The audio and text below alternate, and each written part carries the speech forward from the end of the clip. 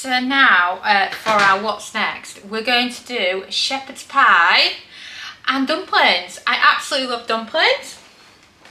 I've got a packet here of dumpling mix, and you know, I always have some spare in for beef stew and dumplings, but what about loading it on top of a shepherd's pie so that you're using the filling as the base like you would with the beef stew, and then putting some dumplings on top.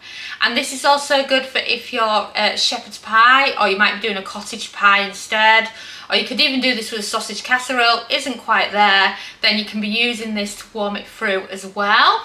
So shall we get started? So first of all, I need a tea towel. Oh, there it is. And we're going to get it out, and then we're going to load it into the bottom. So I've hardly got any liquid left over in the bottom at all, so that's fine. So I can just tip this in and it can cook with the dumplings. Then grab yourself a wooden spoon, and we can just mix it around a bit at the bottom here.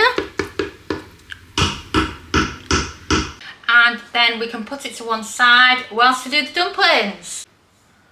So I've got into my bowl the shredded suet and the flour, and then also you can add in the shredded suet and the flour, and then also you can add in some fresh or dried herbs of your choice. I've got some dried rosemary here, and the dried rosemary was actually dehydrated using our air fryer, so you can do that if you prefer your own, because I like my dried rosemary to be quite small, and when you think of the size that you get it when you're buying it from the supermarket, it's really thick big pieces, and I don't like it like that. So once you've got those in the bowl, add in a little bit of water. We'll start with a little bit of water at a time. I've also got some spare flour, so if I need to dab my hands in during the process, I'm not putting my my dirty hands back in the flour bag. So let's get started, shall we? So it's just so simple making dumpling dough. So just keep mixing it all together with your hands. And it's coming together nicely as that, so I'm just going to add in some more water. And it still needs a bit more water. I always suggest doing it in stages, because if you add too much, then you'll end up with an overly wet dough. So it's starting to come together nicely now, so we can just add just a little bit.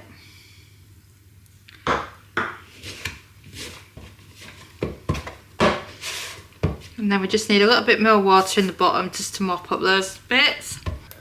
A little dab in the bottom. And then that'll bring together the last few bits. And then you've got a nice dumplings dough. So, your flour from your pinch pot that you did earlier. Also do your hands. And then stretch it out, fold it over. Stretch it. And fold it over. What do you think? Wasn't that quick to make your own dumpling dough? It's so easy, and then you can choose to roll it up properly or just to put bits over your shepherd's pie. It's totally up to you. You could even design it a bit like a cobbler if you wanted. It's just personal choice to how you want it. Just remember, the bigger the balls, the longer it takes to cook. So I'm going to go quite small, because I don't want to end up overcooking the mince, because the mince has ended up cooked anyway, so you just want to keep that to a minimum. So then if you feel if some of them are too big, then you can adjust it. I think I can stretch this to 12 because some of them are a little bit bigger than others. 3, 6, 9, 10. 11, and a little bit off that one, a little bit off that one, and I've got my 12. And we made 12 dumplings, so this mixture could do 6 really big ones, 9 medium, or 12 large. And of course you can do half the dough mixture. And also note that when you're making suet dumplings, it's double the flour to the suet. So if you don't have a recipe on hand, just remember that, and then enough water to make a dough, and then you can add in whatever extra flavourings you want. You can also add in some cheese. This recipe is also in our new cookbook, the Complete Multi-Cooker Cookbook, and we also have suet dumplings on its own over at KitchenGadgetsClub.com. So shall we get these on? Right, so put it back out, and then to stop the shepherd's pie from drying out, I'm just going to add a can of tomatoes and give it a quick stir.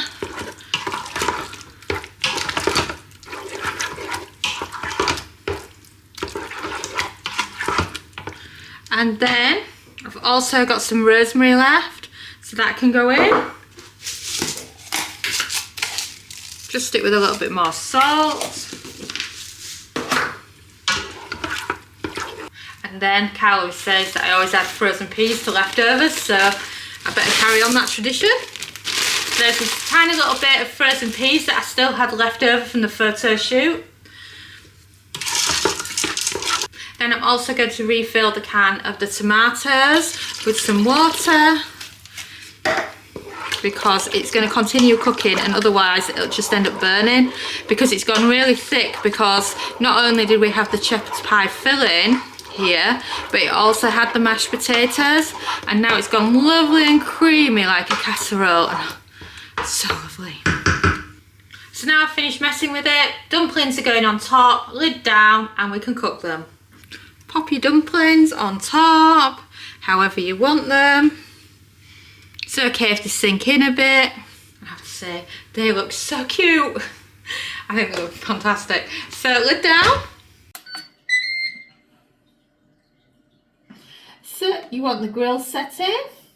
On ours, it automatically sets it to 240 Celsius, that's 465 Fahrenheit, and you're looking for a cooking time of 8 minutes, and then press start.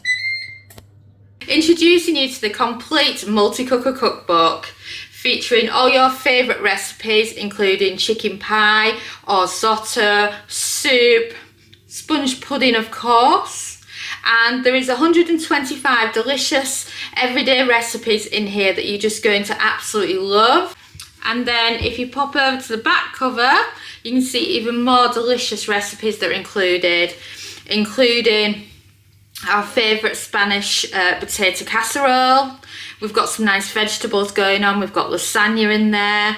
We've got granola and homemade yoghurt. And then of course the best one of them all, teaching you how to do pork with crackling, and we've got many tips and tricks for using the probe. And of course, remember, all our cookbooks come with both metric and imperial measurements, and this is going to be the first multi-cooker cookbook that's traditionally published, so we're really pleased that they've chosen us to do this with. It's going to be an absolute honour to bring it to you. So don't forget to head over to KitchenGadgetsClub.com/books and pre-order yourself a copy. And we've beeped. So, shall we check on it? Oh, look at that. Now that is a new method for stewing dumplings, isn't it? Dumplings on top of shepherd's pie leftovers. I mean, look at that, doesn't it look fantastic? And I can feel from them that them dumplings are cooked, and just think, that's just 8 minutes using the grill setting. I mean, isn't that amazing? I just can't wait to tuck in and have some. So I've got a bowl out, so shall we dish some up? Oh, favourite bowl as well. Oh yeah, look at that. Oh, look at that.